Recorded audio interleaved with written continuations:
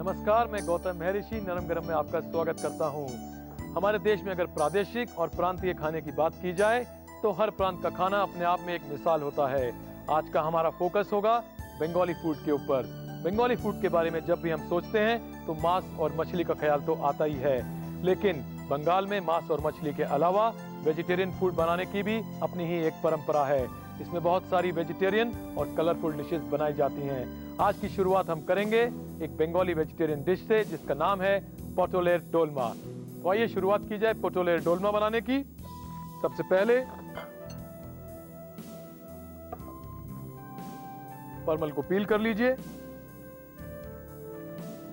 पील करने के बाद इस परवल को दोनों तरफ से काट लीजिए और अब इसको थ्रू एंड थ्रू लंबाई में स्कूप आउट कर लीजिए। इस तरह से इसको स्कूप आउट कीजिए। अगर आपको इस तरह का स्कूपर नहीं मिल रहा है तो कोई बात नहीं, घर में आमतौर पर यूज होने वाला पीलर जो होता है जिससे हम खीरा पील करते हैं, उसके पॉइंटेड एंड से इसे पील कीजिए और आपका परमल इसी तरह से स्कूप आउट हो जाएगा। मैंने यहाँ पे पहले से ही कुछ परमल स्कूप आउट करके रखे हुए हैं। इस तरह से सबसे पहले हम तैयार करेंगे इस परमल की स्टफिंग। एक कढ़ाई में थोड़ा सा तेल लीजिए, करीब 1 टेबलस्पून। तो लीजिए, तेल गर्म हो चुका है। अब आइए इसमें मेथी दाना डाला जाए।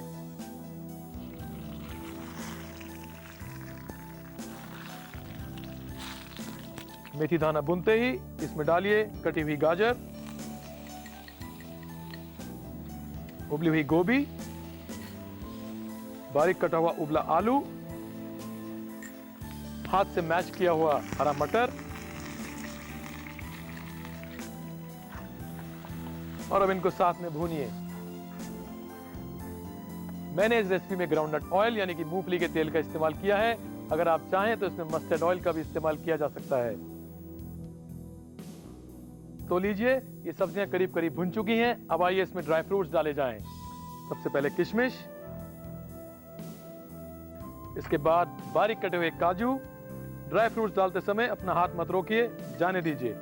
बारीक कटे हुए बादाम मिला लीजिए। लीजिए, ड्राई फ्रूट्स भी मिल चुके हैं। अब बारी है थोड़ी सी सीजनिंग की। स्वाद के लिए नमक और खटास के लिए थोड़ा सा अमचूर। ये लीजिए, अच्छी तरह मिला दीजिए। ध्यान रहे, नमक को हमेशा आखिर में ही डालिए जब ये सब्जियां और ड्राई फ्रूट भून चुके हों, क्योंकि नमक को डालने के बाद ये थोड़ा सा पानी छोड़ेंगी और फिर उसको एंड तक हम आसानी से सुखा सकते हैं। हमारी स्टफिंग बिल्कुल तैयार है। आइए ग्रेवी बना ली जाए। ग्रेवी बनाने के लिए एक चौड़ा पैन लीजिए, थोड़ा सा ऑयल उसमें,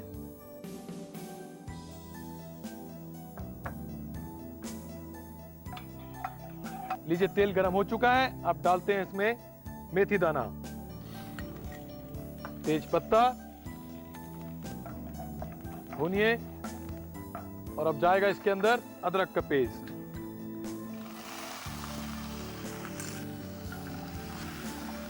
अदरक के पेस्ट को ब्राउन होने तक भूनिए। अब डालिए इसके अंदर हल्दी का पाउडर,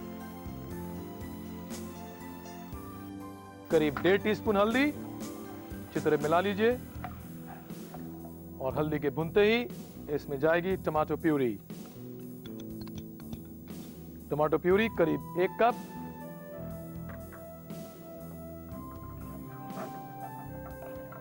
आइए अब इसमें थोड़ा सा नमक भी डाल दिया जाए, करीब आधा टीस्पून नमक और 1/4 टीस्पून अमचूर का पाउडर।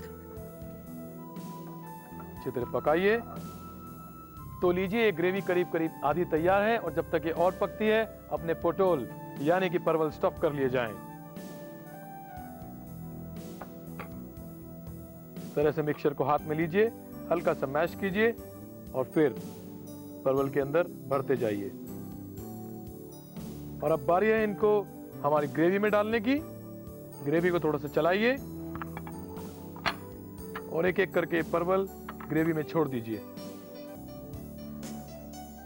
साथ साथ इनको ढकते भी जाइए ग्रेवी से। तो लीजिए, ये सारे परवल ग्रेवी में गए। अब इसे धीमी आंच पे करीब 7 से 8 मिनट तक पकाइए।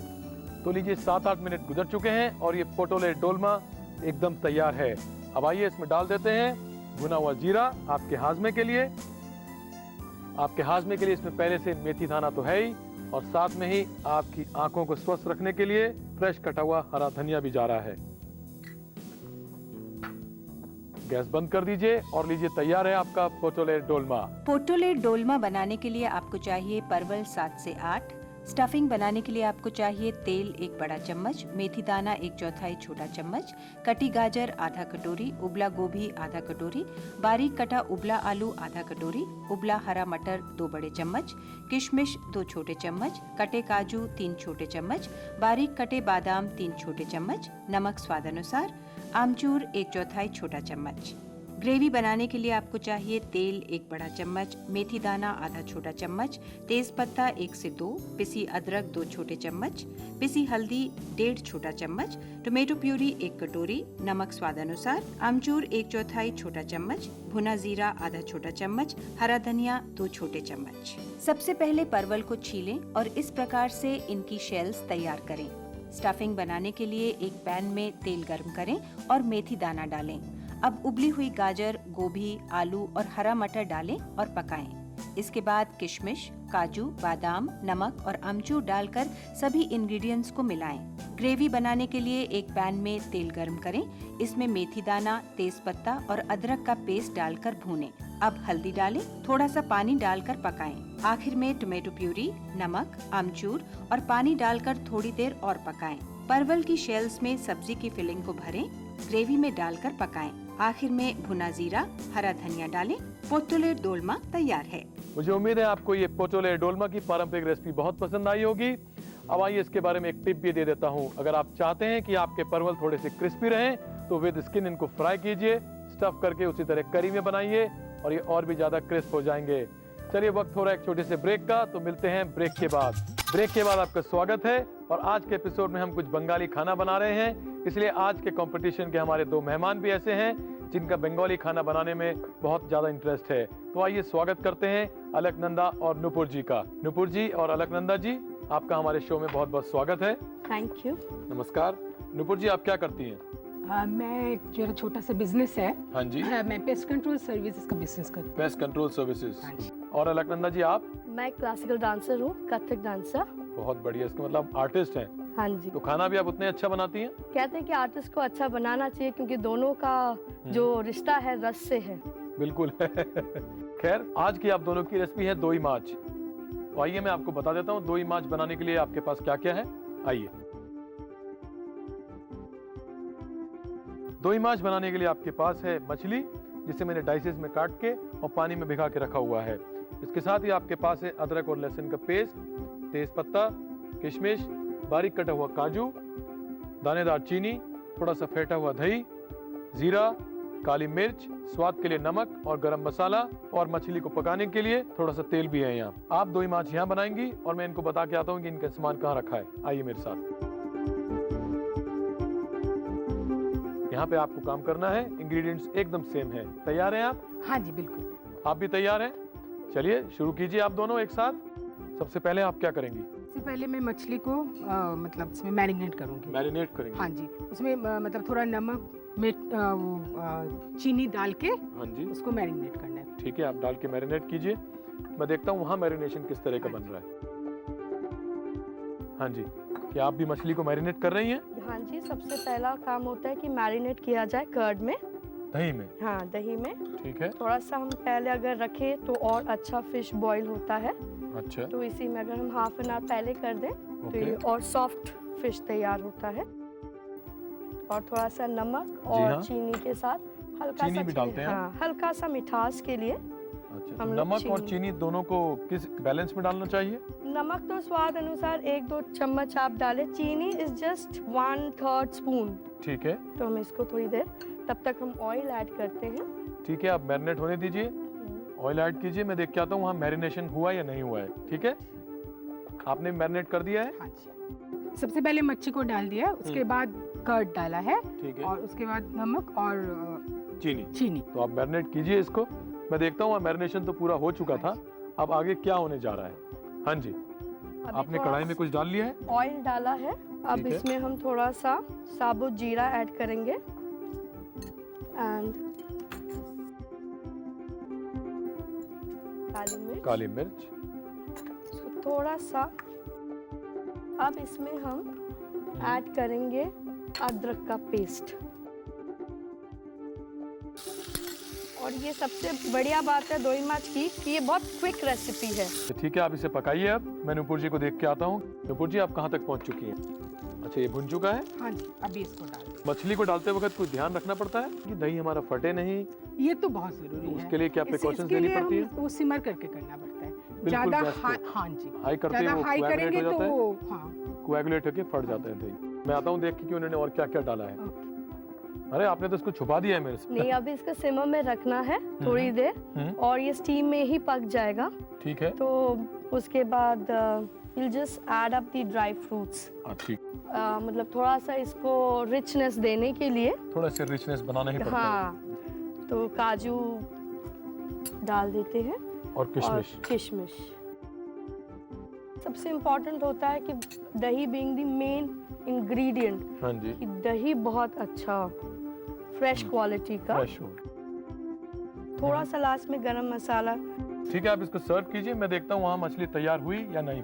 क्या आप भी तैयार हैं अपनी फिश के साथ? अभी थोड़ा टाइम लगेगा, थोड़ा टाइम लगेगा। थोड़ा सा। आप बहुत ज्यादा सिम गैस पे पका रही हैं इसको। नहीं, अभी इसको तेज कर देंगे। लेकिन इस समय इसको अगर हम सिम से हाई पे करें तो दही फटने का डर तो नहीं होता ना?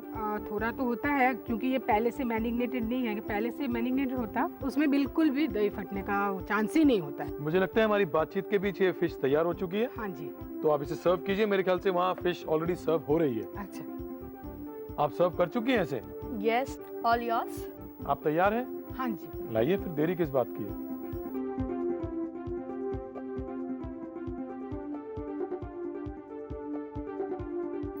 वाह, दोनों ही देखने में बहुत ही ट्रेडिशनल और बहुत खूबसूरत लग रही हैं। अब आइए, फैसले की घड़ी है तो इनको टेस्ट करके देख लूं मैं। श्योर। क्योंकि फिश की करी है, जरूरी है इसमें देखा जाए कि फिश पक चुकी है कि नहीं। एक्सीलेंट।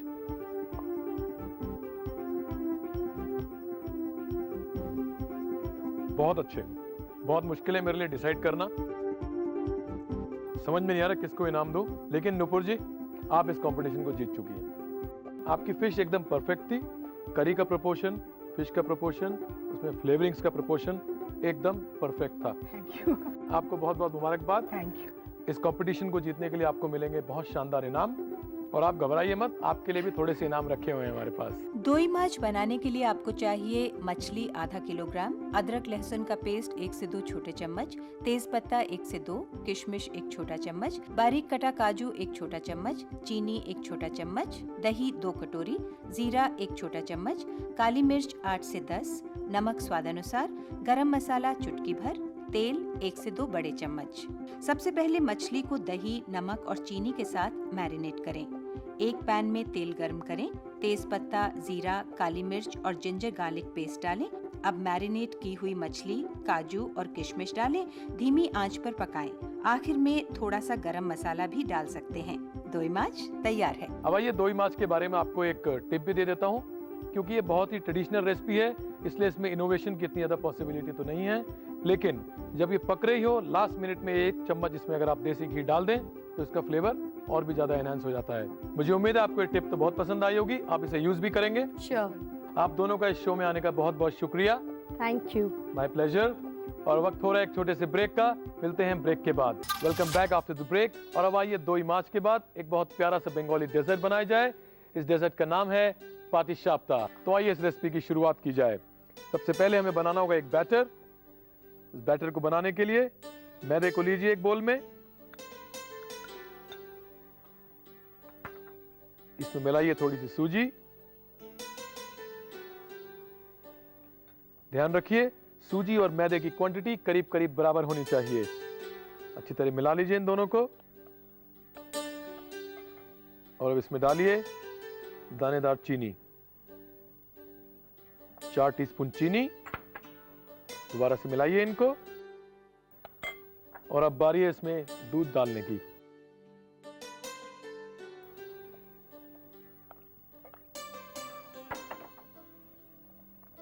चम्मच के पीछे वाले हिस्से से चीनी को घोलते रहिए।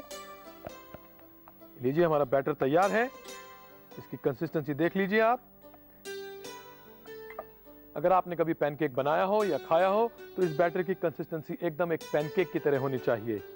स्टफिंग बनाने के लिए एक छोटी कढ़ाई में थोड़ा सा घी गरम कीजिए। 2 टीस्पून घी। तो लीजिए ये घी गरम हो चुका है। अब आइए इसमें ड्राई फ्रूट्स डाल लिए जाएं। सबसे पहले बादाम, बारीक कटा हुआ काजू, किशमिश,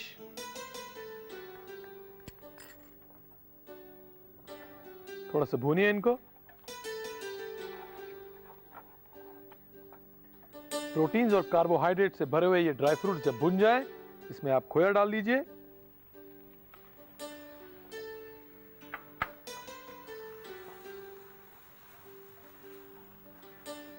और जैसे ही खोया इसमें मिल जाए इसमें हमें डालना होगा ग्रेट किया हुआ गुड़।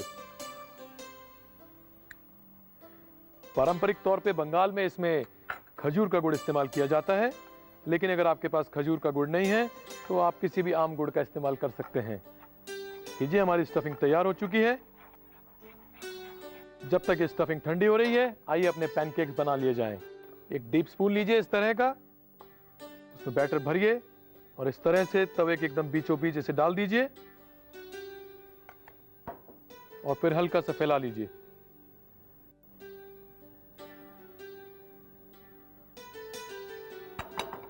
जब ये पैनकेक सिक जाएगा तो अपने तवे को एकदम से छोड़ देगा। जिस प्लेट पे हमें इसे निकालना है उसके ऊपर थोड़ा सा मैदा डस्ट कीजिए।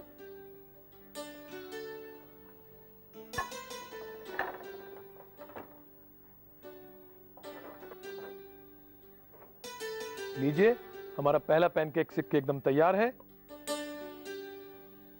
आइए अब इन पैनकेक्स को स्टफ करके रोल किया जाए। आपको याद होगा मैंने एक स्टफिंग बनाई थी, ड्राई फ्रूट्स, खोया और गुड़ डाल के। वही स्टफिंग यहां काम आने वाली है। स्टफिंग को लीजिए, पैनकेक के बीचों बीच फैला दीजिए।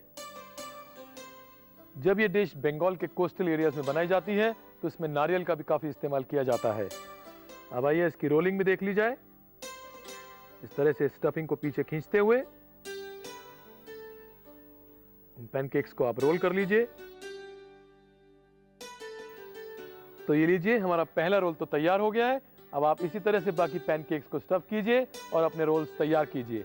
पाटीशाप्ता बनाने के लिए आपको चाहिए मैदा 1 कटोरी, सूजी 1 कटोरी, चीनी 4 छोटे चम्मच, दूध 100 मिलीलीटर, घी 2 छोटे चम्मच, कटा बादाम 2 छोटे चम्मच, कटा काजू 2 छोटे चम्मच, किशमिश 2 छोटे चम्मच, खोया 1 कटोरी, ग्रेट किया गुड़ 1 कटोरी। सबसे पहले एक बोल में मैदा लें, इसमें सूजी और चीनी डालें। इसके बाद दूध डालकर पतला बैटर बनाएं। स्टफिंग बनाने के लिए एक पैन में घी गरम करें, इसमें कटा बादाम, काजू और किशमिश डालें। अब खोया और ग्रेट किया गुड़ डालकर थोड़ा सा भूनें। स्टफिंग तैयार है। मैदे और सूजी के बैटर के पैनकेक्स बनाएं, स्टफिंग को प्लेस करें और रोल करें। पाटीशाप्ता तैयार है। तो कहिए कैसी लगी आपको पाटीशाप्ता की ये रेसिपी। मुझे उम्मीद है आपको जरूर पसंद आई होगी। अब आइए इसके बारे में एक टिप भी बता देता हूँ। अगर आप चाहते हैं कि आपके पाटीशाप्ता वाले पैनकेक्स थोड़े से क्रिस्प हो तो अपने बैटर के अंदर राइस फ्लावर मिलाइए और ये और भी ज्यादा क्रिस्प हो जाएंगे। अब वक्त हो रहा है एक छोटे से ब्रेक का, तो मिलते हैं ब्रेक के बाद। Welcome back to the show. और अब बारी है आज की खास टिप की। आज की मेरी खास टिप है भटूरे के आटे के बारे में। घर में अक्सर हम भटूरों का आटा तो बनाते ही हैं, लेकिन अगर आप उसके अंदर बेकिंग सोडा या किसी और लीवनिंग एजेंट का इस्तेमाल नहीं करना चाहते तो आइए मैं आपकी मुश्किल आसान कर देता हूँ। एक बोल में मैदा लीजिए, जिस तरह से आप भटूरे के लिए लेते हैं। थोड़ी सी चीनी ऐड करिए, स्वाद के लिए नमक, और अब जाएगा इसके अंदर मेन इंग्रेडिएंट यानी कि दही। बेकिंग सोडा या फिर उसकी जगह खाने के सोडा डालने के बजाय आप इसमें दही का इस्तेमाल कर सकते हैं। साथ में जाएगा थोड़ा सा तेल। अब इसे वैसे ही गूंदिए जैसे आप भटूरे का आटा गूंदते हैं और आपका भटूरा बहुत ही फ्लफी होगा। और अब बारी है हमारे आज के व्यूअर्स रेसिपी कॉन्टेस्ट की। आज की विजेता रेसिपी है स्टफ्ड कैप्सिकम की। ये रेसिपी हमें सुजाता जी ने वयनाड डिस्ट्रिक्ट केरला से भेजी है। सुजाता जी, आपको बहुत बहुत मुबारकबाद। आपको मिलेंगे शानदार इनाम। और आपको याद होगा हमारी रेसिपी नंबर 1 के बारे में। जी हाँ, आपकी भेजी हुई महीने भर की रेसिपीज में से मैं चुनूंगा एक रेसिपी जो होगी हमारी रेसिपी नंबर 1। और सिर्फ इतना ही नहीं, आपकी भेजी हुई ढेर सारी रेसिपीज में से मैं एक अनोखी रेसिपी चुनूंगा और उस रेसिपी भेजने वाले को हमारे सेट पे इनवाइट किया जाएगा और वो रेसिपी शेयर की जा सकती है एक जानी मानी हस्ती के साथ।